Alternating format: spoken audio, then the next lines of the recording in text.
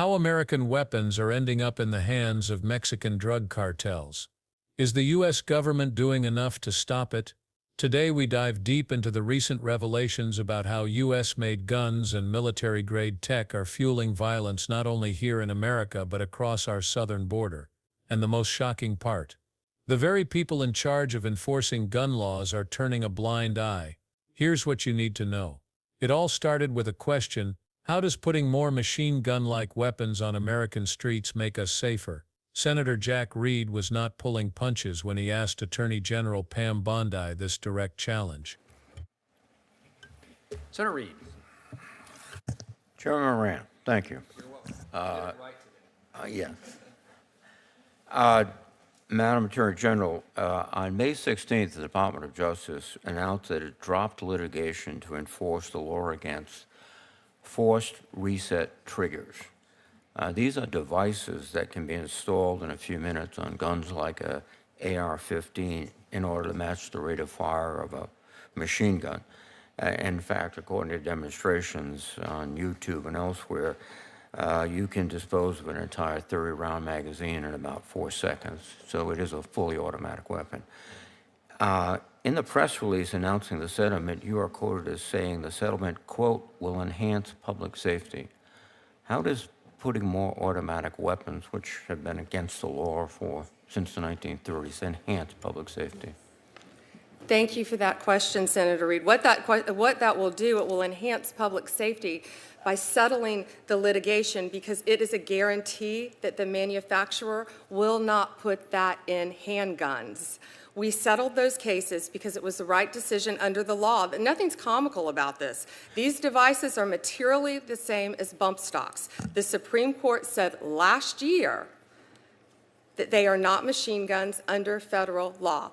We followed the law. We will continue to follow the law. I'm a career prosecutor. I'm going to do everything in my power to keep Americans safe. What we should be concerned about up here are all the illegal guns flowing into our country by illegal aliens who have been free to walk into our country over the past 4 years. And we have taken thousands of those guns off of the street, including drugs and including violent criminals. Excuse me. How can you go ahead and say we're more safe today because they will not put these automatic firing devices and pistols, which have magazines of about maybe 20 rounds at most, or maybe 10, and have a range much less than an automatic weapon? Have you ever fired an automatic weapon? I have. Well, you understand then that that's a device that was designed to kill people. It's not a hunting rifle. It's not a target rifle. It's mass fire. And you made a compromise saying, well, don't put them in pistols, but you can go ahead and put them out in automatic weapons. We followed the law. We will continue to follow the law. You and I clearly disagree on the Second Amendment. Well, I agree that machine guns are not appropriate in the United States, and since 1930 or so, we've outlawed machine guns. And these semi-automatic weapons that are produced in volume are so easily converted to automatic weapons that it's you're ignoring the reality, frankly. I'm following the law, Senator. Well, yes, that's right. By the way, how many American weapons are going into Mexico in a year? What are we doing to stop American weapons going to Mexico to arm their gangs? Well, we need to support that on both sides. Well, what are you in doing? and out of the What are you country. doing to support it on our side?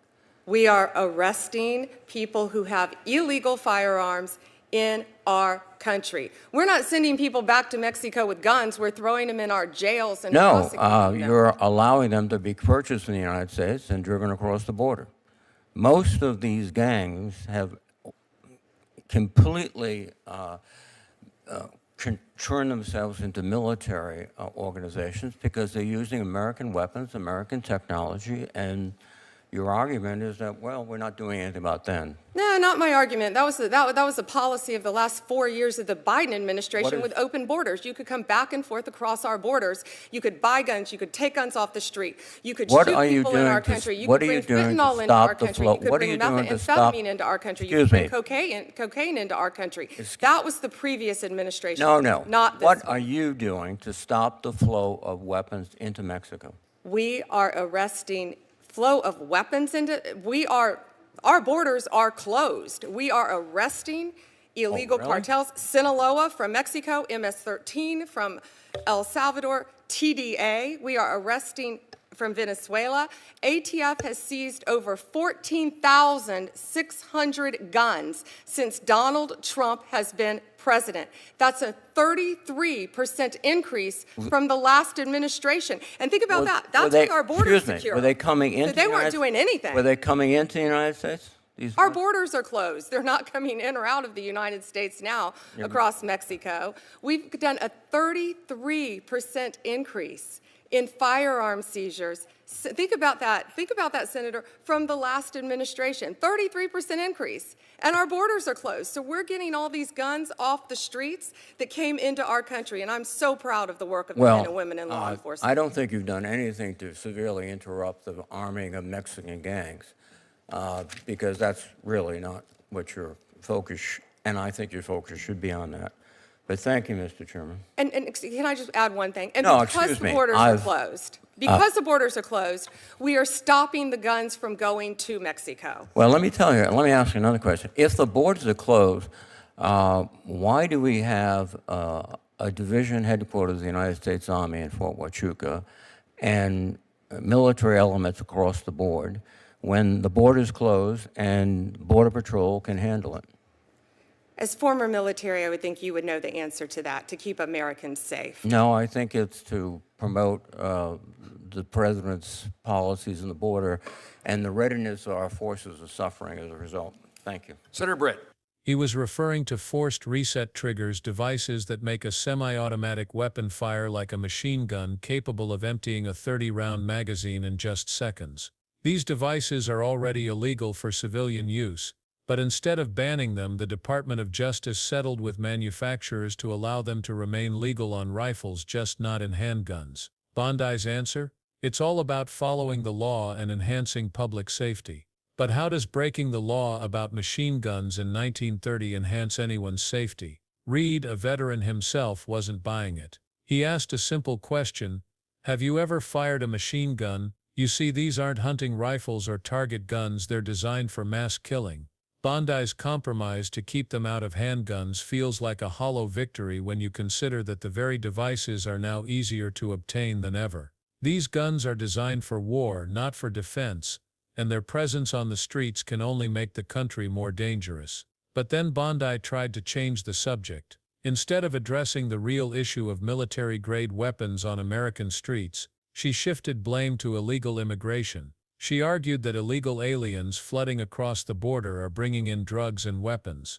And while that's certainly part of the issue, it distracts from the bigger picture. American weapons are flooding across that border. The question remains, what is the U.S. government doing to stop it? Not much, it seems. And that's where the real story lies. Gangs in Mexico, like the Sinaloa and CJNG cartels, have turned themselves into military organizations using American-made assault rifles and military-grade tech. In fact, it's become the primary source of firepower for criminal networks across the border. These weapons, legally purchased in the U.S., are driving brutal violence in Mexico.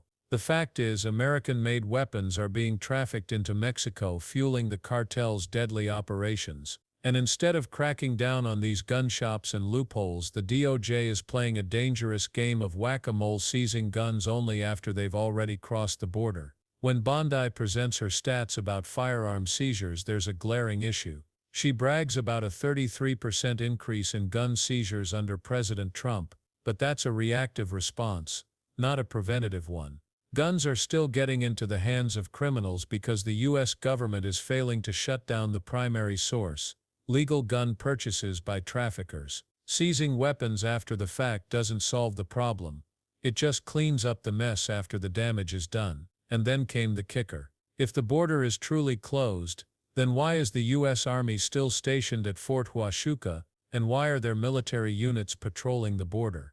Bondi's answer? To keep Americans safe. But this doesn't add up. If the borders are truly closed, why are we still seeing the military deployed for a political performance? It seems like the border situation is being used as a talking point rather than a real national security effort. Here's the reality. The U.S. is not doing enough to stop the flow of weapons into Mexico. The guns we're allowing to circulate here are the same ones arming the very cartels that are wreaking havoc in Mexico. Instead of addressing the root cause, American weapons manufacturers and gun shop loopholes, those in charge are busy blaming illegal immigration and touting vague statistics. This isn't about keeping America safe. It's about protecting a narrative that refuses to confront the truth. If you're tired of political games and want to know what's really going on, hit that subscribe button. We'll continue breaking down every hearing, following the facts and calling out the spin, no matter who's in power.